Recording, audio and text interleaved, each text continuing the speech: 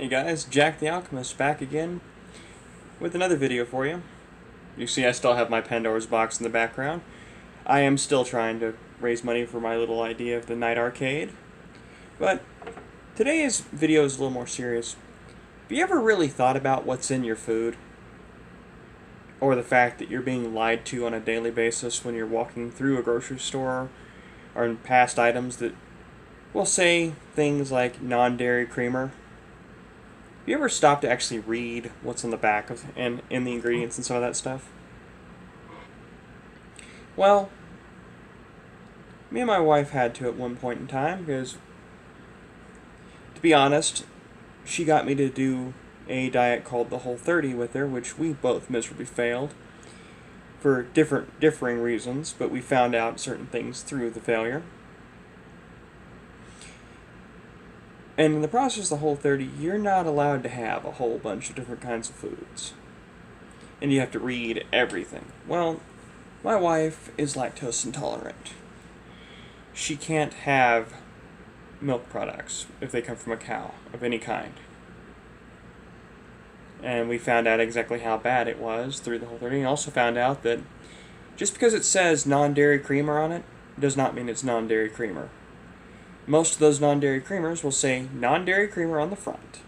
And then you'll read the ingredients and said towards the bottom, made with dairy. I fail to see how that works, but a lot of them are like that. And through talking to various people that work in coffee shops, stuff like that, a lot of the non-dairy items actually have dairy in them. So if you are lactose intolerant and you've been going to places like Starbucks and requesting non-dairy creamers and stuff like that and you're still getting sick, that's the reason why. There's still dairy product in it. But that's one of the big things to kind of warn you about is if you're concerned about what's in your food, I'd start reading it.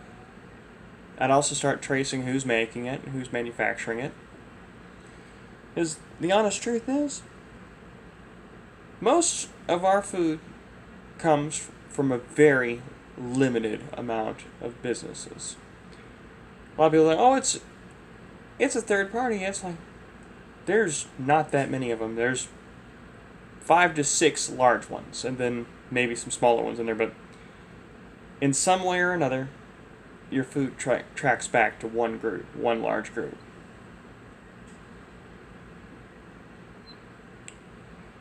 The game I got behind me is an older game called Bomberman. I don't know if anyone's ever played this game, but there's been incarnations of it all over the world. But as you can see, I just died. But I'm still trying to raise some money for my idea of the night arcade, trying to bring the arcade to the party instead of taking the party to the arcade. But again, the question of today is, what do you think about all these additives to our food? Personally, I think they're bad. I've never really been a huge health nut. I do weightlifting and stuff like that, but I've never been all that concerned about what was in my food until after failing the Whole30. And I started digging a little deeper, and I follow a few other fringe groups. I tend to follow Bright Insight on YouTube, and I also follow Leak Project on YouTube. And I can tell you, after doing some separate research, they both have some valid points. Of course, I knew not to trust everyone in the first place because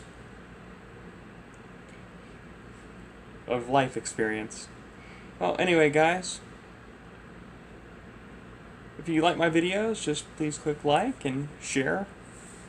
Tell people about me. If you're interested in knowing more about the Night Arcade, look for it on Facebook. I've just recently established the page. It's still under construction, so I do apologize. You can also find my written works on my Amazon author page and also through my Haunted Castles Books Facebook page, which I'll be also including links below.